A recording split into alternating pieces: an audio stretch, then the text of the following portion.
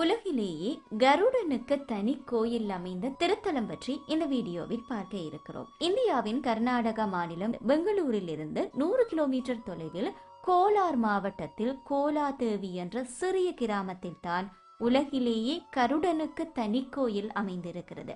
இந்த கோயில் ஸ்ரீ ராமானுஜரால் பிரதிஷ்டை செய்யப்பட்டதாக சொல்லுகிறார்கள். பெருமாள் கோயில்கள் அனைத்திலும் பெருமாள் சந்நிதிக்கு நேரெதிராக கருடன் சந்நிதி அமைந்திருக்கும். ஆனால் கருடனே மூலவராக வீற்றிருந்து அருள் செய்வது இந்த கோயிலில் மட்டும்தானா? ராமாயண கதைகளிலும் சரி, மகாபாரத கதைகளிலும் சரி, கருடனுக்கு மிக முக்கிய இடம் இருக்கின்றது. இந்த கோயிலில் கருடன் சுமார் 5.5 அடி உயரத்தில் ஒரு காலை மடக்கி மண்டியிட்ட கோலத்தில் காட்சி தருகிறார். அவரை சுற்றி 8 பாம்புகள் அவரது நகைகளாக இருக்கிறது. இந்த ஒற்றைக்கல் கருடன் சிலை 12ஆம் நூற்றாண்டில் ராமானுஜரால் நிறுவப்பட்டதாக நம்புகிறார்கள். இவர் தனது வலது கரத்தில் மகாவிஷ்ணுவையும் இடது கரத்தில் மகாலட்சுமியையும் சுமந்த நிலையில் காட்சி தருகிறாரா.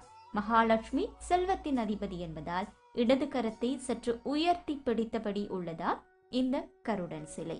இந்த கோயிலில் தான் அனைத்து சர்ப்பதோஷங்களும் ஒரே நேரத்தில் நீக்கப்படுகிறது என்று நம்புகிறார்கள். உலகத்தில் எங்குமே கருடனுக்கு கற்பகுடி கிடையாது. அதாவது கருடனை மூலவராக கொண்ட கோயில்கள் கிடையாது. கருடனுக்காக வழங்கப்பட்ட கற்பகுடி கொண்ட ஒரே கோயில் இதுவாகத்தான் இருக்கிறது. எனவே கருட தேவாலயம் என்ற சிறப்பு பெயரையும் இந்த ஆலயம் பெற்றிருக்கிறது. மேலும் வீடியோக்களை பார்வையிட வணக்கம் லண்டன் யூடியூப் சேனலை சப்ஸ்கிரைப் செய்யுங்கள்.